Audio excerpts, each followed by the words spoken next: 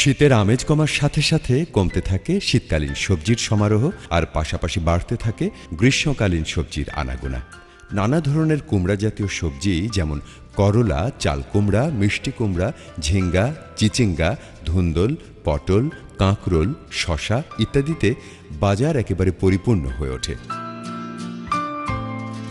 আর পুষ্টিমানের বিচারেও কুমড়া জাতীয় ফসলের কদর দিন দিনই বাড়ছে। তবে কয়েকটি কারণে এই কুমড়া জাতীয় সবজি চাষে কৃষক ভাইরা নানা ধরনের সমস্যায় পড়ছেন। এদের মধ্যে কয়েকটি ক্ষতিকারক পোকা, বিশেষ করে কুমড়া জাতীয় সবজির মাছি পোকার আক্রমণ উল্লেখযোগ্য। বাংলাদেশ কৃষি গবেষণা ইনস্টিটিউট কর্তৃক এক গবেষণায় দেখা গেছে, যদি সময়মতো কার্যকর পদ্ধতি প্রয়োগ করা না যায় তাহলে এই সবজিগুলো উৎপাদন করতে গিয়ে কৃষকরা প্রায় শতকরা ১০০% পর্যন্ত ফলন বিপর্যয়ের সম্মুখীন হতে পারেন। মাছি পোকা ছাড়াও কুমড়া জাতীয় সবজি চারা অবস্থায় পাম্পকিন বেটল দ্বারা এবং পরবর্তীতে কাঁঠালে পোকা বা এপিলাকনা বেটল ও ফল ছিদ্রকারী পোকা দ্বারা আক্রান্ত হতে পারে।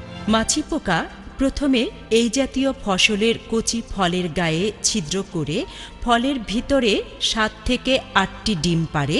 পরবর্তীতে ডিম থেকে কীড়া বের হয় এবং ফলের ভিতর ফলের শ্বাস খেয়ে বড় হতে থাকে, ফল নষ্ট করে ফেলে।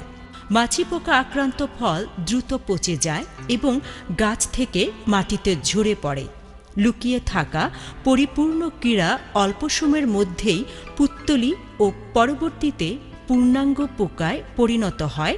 পূর্ণাঙ্গ মাছি পোকা ডিম পাড়ার জন্যে ফসলের ক্ষেতে আসে, ফুল বা ফল কোনোটি খায় না। এই পোকার আক্রমণ থেকে সবজিকে বাঁচাতে হলে গাছে ফুল আসার ২ সপ্তাহ আগেই জমিতে সেক্স ফেরোমন ফাঁদ স্থাপন করতে হবে। মাছি পোকা দমন করবার জন্য বর্তমান সময়ে সবচাইতে সহজ এবং কার্যকরী উপায় হল সেক্স ফেরোমন ফাঁদের ব্যবহার। সেক্স ফেরোমন হল একটি নির্দিষ্ট গন্ধযুক্ত জৈব রাসায়নিক পদার্থ যা স্ত্রী পোকার শরীর থেকে নিঃসৃত হয়, যাতে পুরুষ পোকা আকৃষ্ট হয়ে স্ত্রী পোকার কাছে চলে আসে ও তাদের মধ্যে যৌন মিলন ঘটে। সেই নির্দিষ্ট গন্ধযুক্ত জৈব রাসায়নিক পদার্থ কৃত্রিমভাবে তৈরি করা হচ্ছে, যার দ্বারা সৃষ্ট টোপ ব্যবহারের মাধ্যমে পুরুষ পোকাকে আকৃষ্ট করে বিশেষ ধরনের ফাঁদের সাহায্যে, অর্থাৎ পানি ফাঁদের সাহায্যে মেরে ফেলা হয়। ফলে স্ত্রী পোকার যৌন মিলন সম্পন্ন না হবার কারণে ডিম নিষিক্ত হয় না, বিধায় তাদের কোনো বংশধরও তৈরি হতে পারে না এবং ফসলের কোনো ক্ষতিও তারা করতে পারে না।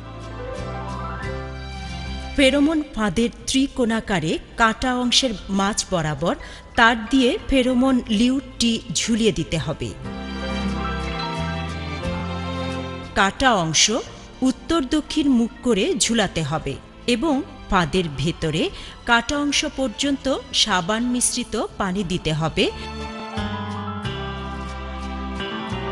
মাচায় সবজি করলে মাচার নিচে ঝুলিয়ে দিতে হবে, আর জমিতে করলে 2টি খুঁটির সাহায্যে 2 ফুট উচ্চতায় শক্ত করে বেঁধে দিতে হবে। প্রতি 4-5 দিন অন্তর অন্তর সাবান মিশ্রিত পানি মরা পোকা সহ ফেলে দিয়ে নতুন সাবান পানি দিতে হবে। জমিতে প্রতি 12 মিটার দূরে দূরে বর্গাকারে প্রতি 3 শতক জমির জন্য একটি হিসেবে সেক্স ফেরোমন ট্র্যাপ স্থাপন করতে হবে। অর্থাৎ প্রতি 33 শতক বিঘায় 10টি ট্র্যাপ ব্যবহার করতে হবে এবং প্রতি ট্র্যাপে একটি টোপ ব্যবহার করতে হবে, যা 3 মাস পর্যন্ত কার্যকরী থাকবে। কুমড়া জাতীয় ফলের স্ত্রী পোকা যৌন মিলনের আগে এক ধরনের গন্ধ বাতাসে ছড়ায়, যার ফলে পুরুষ মাছি পোকা স্ত্রী মাছি পোকার অবস্থান নির্ণয় করতে পারে এবং কাছে গিয়ে যৌন মিলন ঘটায়।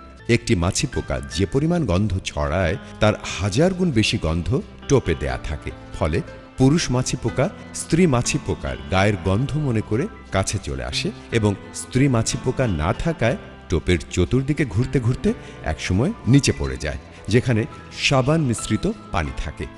সাবান মিশ্রিত পানিতে ডুবে মাছি পোকা মারা যায়, যার ফলশ্রুতিতে মাছি পোকার মিলন সম্পন্ন হয় না এবং স্ত্রী পোকা ডিম পেড়ে ফসলের ক্ষতি সাধন করতে পারে না। এতে পোকার বংশ বিস্তার রোধ হয়। এভাবে সেক্স ফেরোমন ফাঁদের মাধ্যমে পোকার বংশ ধ্বংস করা সম্ভব।